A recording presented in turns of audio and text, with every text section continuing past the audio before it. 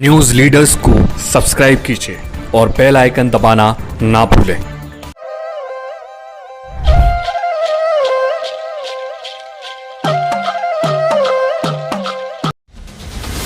बीस अगस्त 1944 ये वो दौर था जब देश में आजादी का सूरज उगने को तैयार था और अंग्रेजों भारत छोड़ो, इंकलाब, वंदे मातरम, भारत माता की जय जैसे क्रांतिकारी नारों की गूंज के बीच किलकारियां गूंजी राजीव गांधी की। राजीव गांधी 3 साल के थे तो देश आजाद हुआ और नाना प्रधानमंत्री बन गए।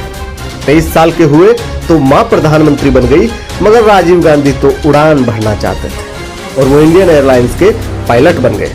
लेकिन किस्मत चाहती थी कि वो देश को नई ऊंचाइयों पर लेकर जाए, देश के सपनों को नई उड़ान दे।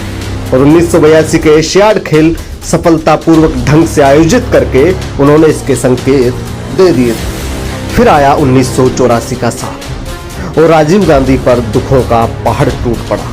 मां इंदिरा गांधी की हत्या हो चुकी थी और देश के नेतृत्व का संकट सामने खड़ा था। लेकिन कहा गया है कि महान व्यक्तित्व का पता मुश्किल वक्त में ही चलता है और राजीव गांधी ने न केवल देश की कमान संभाली बल्कि मां की दुखद मृत्यु के बाद जिस तरह का संयम, संतुलन और मर्यादा दिखाई, उसने दुखी देशवासियों के दिल में उम्मीद की एक नई किरण जगा दी। राजीव गांधी ने देशवासियों की उम्मीदें टूटने नहीं दी।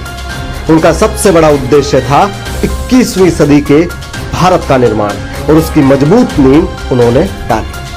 इसके लिए उन्होंने युवाओं को 18 साल की उम्र में वोट करने का अधिकार दिया।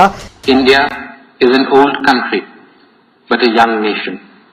I am young, and I too have a dream. I dream of an India strong, independent, self-reliant.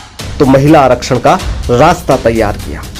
हमारी कोशिश इसमें रही है कि हम महिलाओं की आर्थिक स्थिति मजबूत करें, महिलाओं को अपने पैरों पर खड़ा करें, महिलाओं को राजनीति में लाने में कुछ ताकत दें। इसीलिए पंचायती राज बिल में पूरा 30% आरक्षण महिलाओं के लिए रखा गया है। वहीं पंचायतों को संविधान का कवच पहनाकर गांव चौपाल को मजबूत करने का काम भी राजीव गांधी ने किया। राजीव गांधी ने आसमान का सपना देखा और विज्ञान को आगे बढ़ाया। उन्होंने तकनीकी सशक्तिकरण का ख्वाब देखा और संचार क्रांति की नींव रख दी।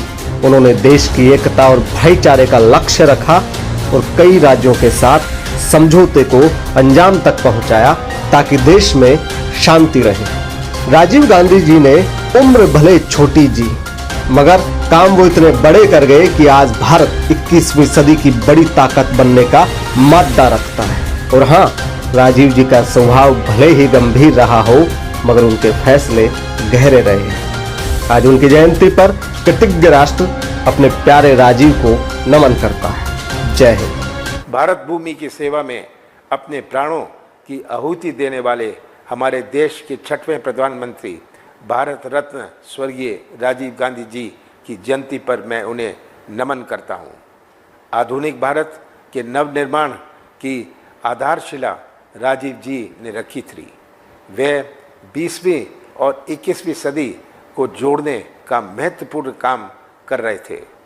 उन्होंने दूरसंचार और कंप्यूटर क्रांति के माध्यम से देश को एक नई दिशा में आगे बढ़ाया।